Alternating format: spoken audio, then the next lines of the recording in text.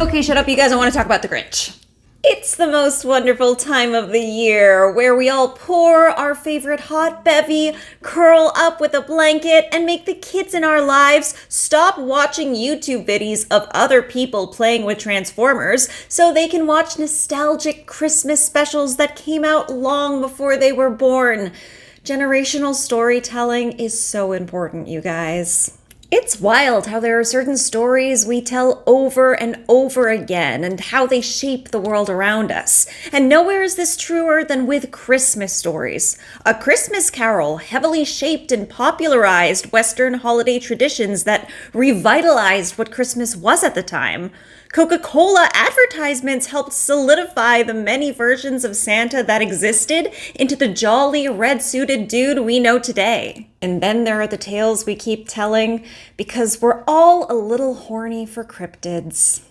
I'm, of course, talking about The Grinch. How the Grinch Stole Christmas originated as a Dr. Seuss storybook in 1957, then became an animated special in 1966, a live-action film in the year 2000, a musical in 2006, then a full-length animated film in 2018, and then a televised special of the musical in 2020. People cannot get enough of this guy. And I'm not even touching on the spin-offs. Did you know there's something called Halloween is Grinch Night and the Grinch Grinches the Cat in the Hat?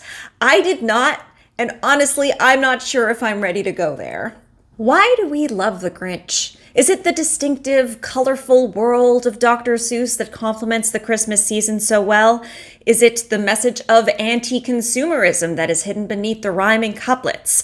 Is it that people crave a version of Bigfoot that also has an angsty anti-hero persona and breaks into houses to commit nonviolent felonies? Por qué no los? All of them. So to usher in the holiday season, I've decided to revisit all major adaptations of How the Grinch Stole Christmas and rank them in several categories: world building, character building, general enjoyability, smashability, I had to, I'm not proud, and Marxism. Okay, Marxism might be a bit of an exaggeration. I don't think the Grinch is a full-blown communist, but we're going to use it as shorthand for critique of capitalism because according to Republicans, it's all the same anyway. So first off, we have the 1966 special, the one that started it all. Now, the interesting thing about this adaptation is that there was no script. The only text you hear is directly from the book itself, with the exception of its 3 original songs, Trim Up the Tree, Welcome Christmas, and You're a Mean One, Mr. Grinch. Anything else that's new is entirely visual. It's also 26 minutes long, so you might think that although it's the first time the Grinch has leapt off the page and onto our screen, it doesn't actually add much to the mythos of the Grinch. But let me ask you this. What color is the Grinch? What color is he? What color? The Grinch in the 1957 storybook is black and white. If you think I'm wrong, check the publishing date on your copy because it was only later editions that colorized the illustrations to match the beautiful chartreuse that the special endowed our boy with. In addition to his iconic coloring, the special gives us the trove of nasty treasures in the lyrics of You're a Mean One, Mr. Grinch. The book gives us the Grinch, the grumpy mountain monster, but this song introduces the Grinch as a garbage guy, like Oscar the Grouch if he had moved to Appalachia, which he wouldn't. He's a New Yorker through and through. Who do you think he voted for, Mamdani or Sliwa? Cuomo's not on the table. The point is, the idea of the Grinch as particularly physically disgusting comes mostly from this song, and that's a legacy that carries on particularly in the live-action film. So because of these elements, I think this version gets the #1 spot for character building. Pretty wild considering the Grinch doesn't even have his own actor. He's voiced by Boris Karloff as the narrator. But at the end of the day, these are elements that affect not only adaptations going forward, but our perspective of the book character that came before. He's never gonna not be green. And that's a lesson Elphaba had to learn the hard way. I feel very similar about the world building. I don't want to undervalue the imagination that went into the illustrations of the book, but it's only when we see the Who's in action setting up their little Christmas copia that we get the full breadth and whimsy of their civilization. The director, Chuck Jones, was also very passionate about creating a depiction of Christmas that didn't have ties to our world. No humanity, only humanity. And that's where we get the Susical Latin we find in the song Welcome Christmas, and little touches that make it feel like this world has existed for generations and not just for the length of this story. For that reason, the special also gets #1 in world building. In terms of enjoyability, this thing is obviously a classic, but in terms of modern sensibility, it does have a few pitfalls. Its runtime makes it a speedy romp to be sure, but doesn't leave much room for extra gags like the others do. The fact that one actor is doing the narration and the Grinch's dialogue, with the only other voice actors being that of Cindy Lou Who and Max? The dog got a distinct performer for some reason. Anyway, it doesn't do much to make you forget that, at least from an audio perspective, this is a reading of a book. So I'm torn between ranking this as #2 or 3 out of 4, but if I'm really just looking at it in terms of which I would sooner watch again and not its place in history, I would have to say 3.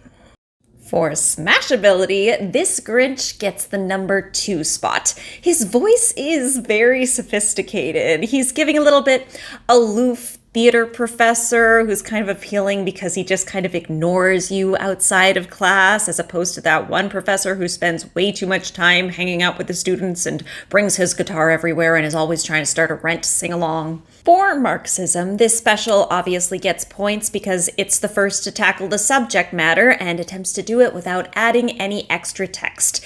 And it does do a very good job at portraying the excess of the Who's preparing for Christmas and all the noise and mess that comes with it. We understand why the Grinch views Christmas as this very material, superfluous thing and thus would like to be rid of it.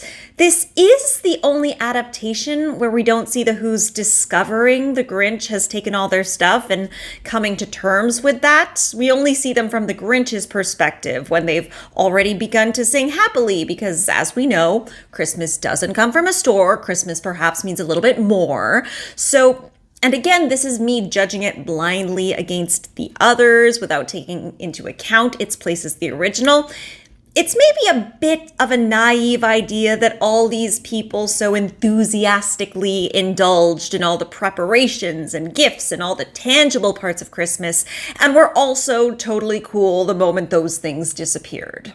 Can we engage in consumerism indiscriminately while not losing sight of its irrelevance in the eternal pursuit of happiness? I don't know. Maybe the people who waited in the parking lot all night for those Starbucks bear mugs only to come home empty-handed except for perhaps a peppermint mocha, perhaps they know. Next up, we have the Jim Carrey live-action film. This movie, in my opinion, is great, and that's terrible. Dr. Seuss in his life was very reticent to allow his books to be adapted into a film, hence why before his death we don't have any large-scale adaptations. But this film, created almost 10 years after his death, performed very well at the box office and became a fan favorite for many despite mixed critical reviews, and thus paved the way for filmmakers to say, actually, we don't give a who about this dead guy's opinion. And that's how monstrosities like the Mike Myers Cat in the Hat were created, or the OK film The Lorax that led to all of Tumblr simping over not one, but 2 versions of an animated Ed Helms in a top hat. Actually, I stand corrected. The first version is wearing a fedora. That's even worse. One thing this film does really well is flesh out existing characters and add new characters in ways that add to the motivations that we only get glimpses of in the book or special.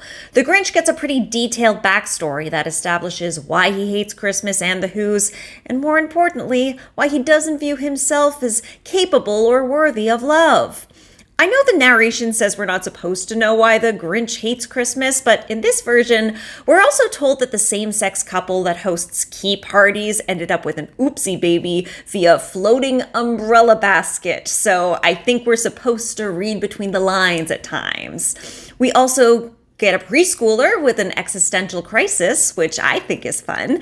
And we get the mayor, Martha Mayhew, the mom who's down bad for Martha Mayhew, and the rest of Cindy Lou's family. And the performances elevate the characters even further. We've got some great comedic actors that truly commit to this goofy-ass script, and even critics that didn't enjoy the movie as a whole commended Jim Carrey's transformative performance. I mean, this is the Grinch you see at parties, theme parks, on Cameo, just kind of around. No one's getting in a Grinch suit and then doing a Boris Karloff impression. So, for kind of gifting the Grinch his canon personality, this film gets the number 2 spot. For world building, this film does expand on the general aesthetic whimsy and hooiness of the special. We also get a little more insight into the Grinch's place in society, how he's kind of a scary figure akin to the neighborhood witch, and we get details about various Who customs and traditions.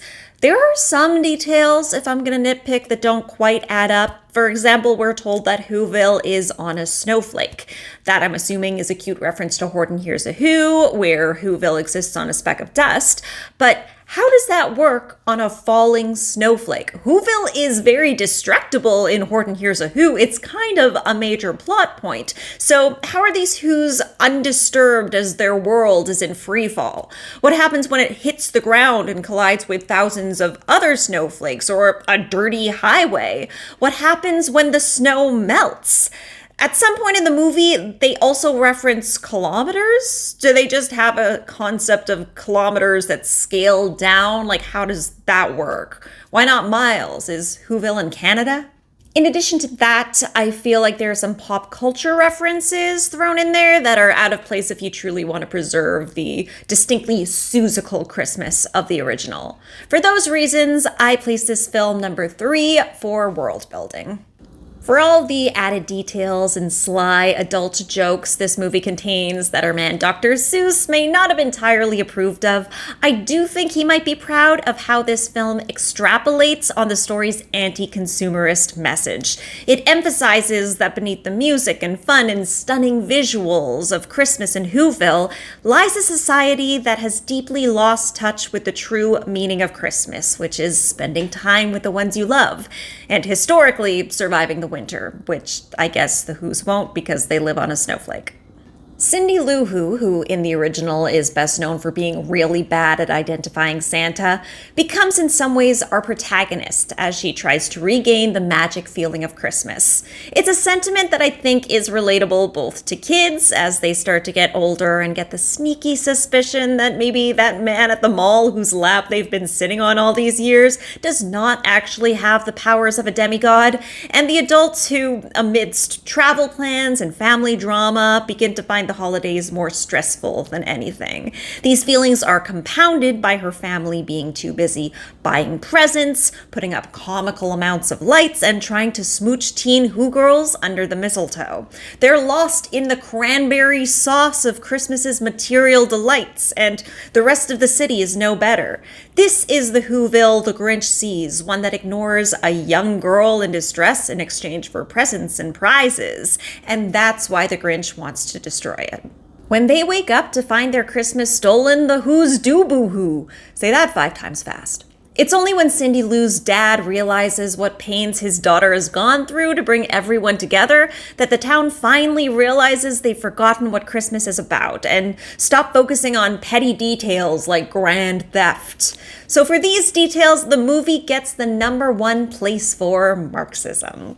For enjoyability, as you've probably gathered, this is the version I would watch over all others. It makes excellent use of its runtime with a balance of gags and added plot, and really it's a crime that Jim Carrey almost lost his sanity getting buried in yak hair for this film to get a 49% on Rotten Tomatoes. So I'm giving it the number 1 spot for enjoyability.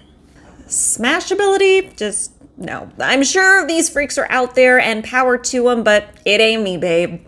Jim Carrey's The Grinch gets third place for Smashability because despite there being literal visible termites in his smile, it does get a little bit worse. Next up, we have the 2018 animated film starring Benedict Cumberbatch called simply The Grinch. Now, if anyone was going to pull out a Boris Karloff impression, I thought it was going to be this skinny British alien man. And I certainly didn't expect the studio that gave us the Minions to make the most down-to-earth version of the Grinch. But that's the best way to describe both this film and this character. Here, the voice behind Smaug gives us a neurotic bachelor Grinch who wakes up via a normal alarm clock playing normal Christmas songs and has a normal cup of coffee, not onions or garbage or even who hash. He does then put on fuzzy green pants over his fuzzy green legs, implying that his legs and pants look exactly the same, except that he is wearing a pair of tidy whities that I guess cover up his fuzzy green. Anyway. The other characters are similarly rooted in realism. Cindy Lou is now neither a metaphor for innocence or a young philosopher who is the only who capable of self-reflection. She's just a precocious child with big ideas. Her mom is a frazzled but caring single mother. Kenan Thompson is there as a friendly who has a one-sided friendship with the Grinch. Even the narrator is Pharrell Williams. And you know how they say some people just have a face that have seen an iPhone? Pharrell has a voice that has seen an iPhone, except that voices can't see things. So Pharrell has a voice that has sung the song Blurred Lines, both in the sense that he exists very distinctly in the same time and space as Blurred Line, and in the sense that he sung Blurred Lines.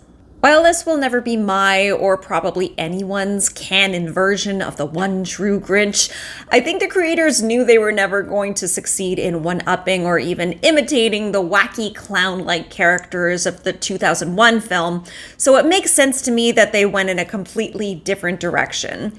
That being said, there's nothing all that memorable about any of these characters. If they were going to go against expectations, they could have taken wilder swings. So for character building, this film gets third place. Oh, you know who is noteworthy is Fred the Reindeer. I liked him.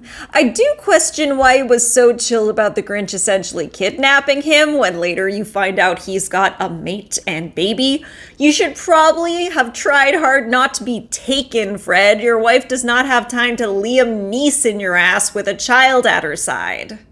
The world has a similarly more realistic feel than any other version. The Seussical architecture and doohickeys are still present, but the holiday wackiness doesn't feel any more over the top than a Home Alone or a Christmas Story. The final scene at Christmas dinner just looks like a normal Christmas gathering hosted by Kenan Thompson. So I don't really have much to say about that I didn't already cover with the characters. World building also gets a 3. But the biggest problem with this laid-back version is that by the time Grinch gets to his big plan to steal Christmas, I don't believe it. This isn't a guy who dresses up as Santa, sticks antlers onto his dog's head, and breaks into every house to steal nutcrackers. This is a guy who gaslights his situationships and won't go to therapy. That's the level of dastardly we're talking about. Just a basic red flag who is green. His backstory is just that he was an orphan, so he had to spend Christmas time alone while everyone else was with their families. So while Jim Carrey's Grinch has at least a surface-level hatred for the Who's superficiality and exclusionism that hides his loneliness, this guy's just a sad man. The Who's aren't even mean to him. He goes into town and they don't even look twice at him. You'd get dirtier looks wearing a Maple Leafs jersey in Montreal than this hairy monster gets being rude to old ladies at the grocery store. He even has a friend. Kenan Thompson wants to spend Christmas with you, Benedict Cumberbatch. Because the Grinch has plenty of chances to observe the Who's being totally normal about Christmas and community, this film isn't really a critique of consumerism at all. They do give Pharrell one quick little rhyming verse about how Christmas is all about presents, but it seems more like a quick justification of a plan the Grinch has already set in motion than something that actually motivates him. So, fourth place for Marxism. For enjoyability, I do think it's an entertaining little film. It's not revolutionary, like I'd love to know how many rap versions of You're a Mean One already existed before they got Tyler, the Creator, to give it a go on this soundtrack.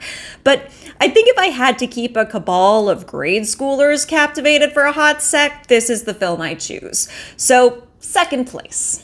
In terms of smashability, this is the Grinch that young people are gonna look at and say, I can fix him. This is a Grinch that you can bring to family dinner, and yeah, he's gonna fight with your uncle about electoral reform, but he's not gonna wrap grandma in tinfoil and stick her on the roof while yodeling or something like the Jim Carrey Grinch would. I don't know, I couldn't think of a better antic. Plus, again, it's Benedict Cumberbatch. I know it's not 2012 anymore, but surely he still has some pull with the Tumblr girlies. So for smashability, this Grinch gets the #1 spot. Now I've arrived at something truly dark-sided. So if you were a child watching this because you thought it was about a beloved, timeless storybook character, please stop watching because unfortunately nothing in this universe is quite so innocent. That's right, it's time to talk about the 2020 Dr. Seuss's The Grinch live musical, starring Matthew Morrison as the unnecessarily sexual Grinch. A little background on this musical, it was first written in 1994 and reached Broadway in 2006 with Patrick Page starring as the Grinch. Patrick Page is most famous for playing Hades in Hadestown, but if you've seen any instances in the last few years of a sophisticated white-haired guy singing notes so low they probably reverberate across the ocean floor, it was probably Patrick. And I love this dude. Lately, I've been really digging the concept of these older guys who make their living playing slick, morally gray silver foxes. But if you watch them online, they're actually just wacky little grandpas. Patrick Page is one, Kyle MacLachlan is another. Jeff Goldblum somehow manages to be actively a morally gray silver fox while being a wacky grandpa. It is both his fantasy and his reality. And RuPaul is if a beautiful woman was your wacky grandpa. From the small amount of clips I could find from this show, it seems Page played the Grinch with Boris Karloff's sinister attitude mixed with just a little bit of Carrie's antics. When Morrison took on the role for the televised version in 2020, he went in a very different direction. His Grinch is frighteningly slinky and sensual with very little traces of irony. But maybe we shouldn't have expected any better from the actor who gave us Mr. Shoe from Glee. Pharrell may have created blurred lines, but Morrison was the one to sing it in a high school to characters that were supposed to be his students. In terms of what the actual material provides for our characters, it's nothing. It's actually infuriating how little in the way of developing either characters or a plot this show does, despite it being a full-length 2-act musical. It's mostly just the Who's singing about how much they like Christmas, then the Grinch singing about how much he hates Christmas, then the Who's singing about how much the Grinch hates Christmas, and the Grinch singing about how much the Who's like Christmas. They did decide to make the narrator Max, like this is the one version where he talks and he gets to tell the whole story, but do we actually learn anything new about him? Like maybe how a loner grouch like the Grinch came to have a pet in the first place? Not really. There is one song where we see 4 different versions of Max. Baby Max, Teen Max, the young adult Max that actually lives out the story, and the older Max who narrates it. And all we learn is that he was playful as a pup, moody as a teen, and then he grows up. Cindy Lou is back to kind of being a metaphor. She has some family members, but besides her mom being a little close to a mental breakdown, no one really has a personality. So with the script giving us nothing novel to remember, and Matthew Morrison giving us a performance we'd rather forget, this show gets 4th place for character building. World building is similar. The musical does try hard to lean into the Seussical Christmas, and they commit pretty hard to speaking in rhyme like the book. I don't want to come down too hard on them for trying to stay true to the original material, but again, this is a 2.5 2-hour musical. You're going to have to extrapolate a little bit from a book that can be read to a child before bed. So for world building, it also gets a 4. Enjoyability, it does not take much for me to enjoy a musical, okay? Most people skip the Mean Girls musical movie. I not only watched it, I came up with a demented time loop theory that ties it back to the original and made a video about it. The music itself varies wildly in quality. Some of the songs are catchy, some are terrible. All the performers are giving it 100%. They're shaking their little hootushies like the Rentists do. Even Matthew Morrison makes weird choices, but the man can absolutely sing. But honestly, it's just boring, so it gets another 4. Smashability, this Grinch goes directly to jail. Do not pass go. Do not collect 200 dingle hops or whatever. Here's what I will say. The musical is not so wildly off the mark when it comes to coming for capitalism. In their quest to write like 20 new songs without contributing anything new to the narrative, they lean really heavily into how much the Who's are into stuff and how closely they relate stuff to Christmas. One of the catchiest songs in the whole show, Whatchamahoo, is just all the children running around, yelling about their toys, and it's so high energy, it almost does feel like they're getting a high from their presence. And it's so loud, you really do understand why an introvert like the Grinch would say, absolutely not. And because you can't rely on animation or CGI for a live performance, the aesthetic of Whoville, while still very distinct, is not quite so over the top and cinematic, so it's easier for us to see the real world reflected in it. One of the only scenes they did invent whole cloth, don't worry, it has absolutely no effect on the plot.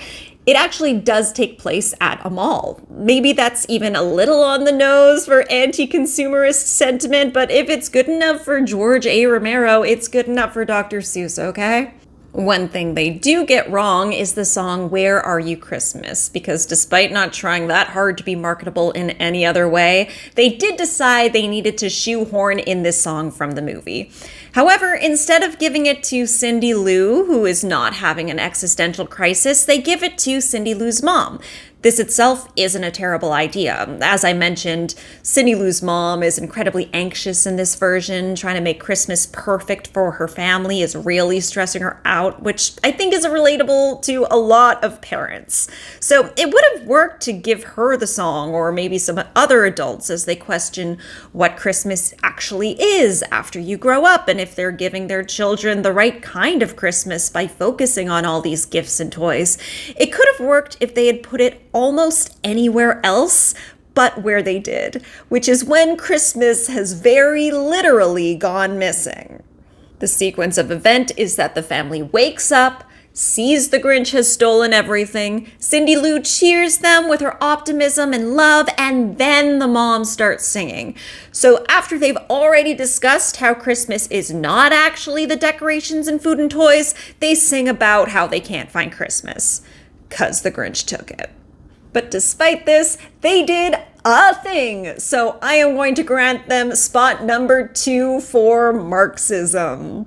And that completes our ranking of all versions of Dr. Seuss's How the Grinch Stole Christmas, a tale that for almost 70 years has helped us examine what is truly valuable about the holiday season and allowed men to get paid to act weird in fursuits. What do you think? What other Christmas tales have stood the test of time that you love? What were your feelings the first time you saw Matthew Morrison gyrating like a cat in heat while wearing 20 pounds of green fur? Is capitalism good, actually? Let me know, and as always, have a delicious day. Green characters usually make good musicals. You have Wicked, obviously. The Shrek musical is pretty good. Kermit the Frog has been in many musicals, and he kills it every time.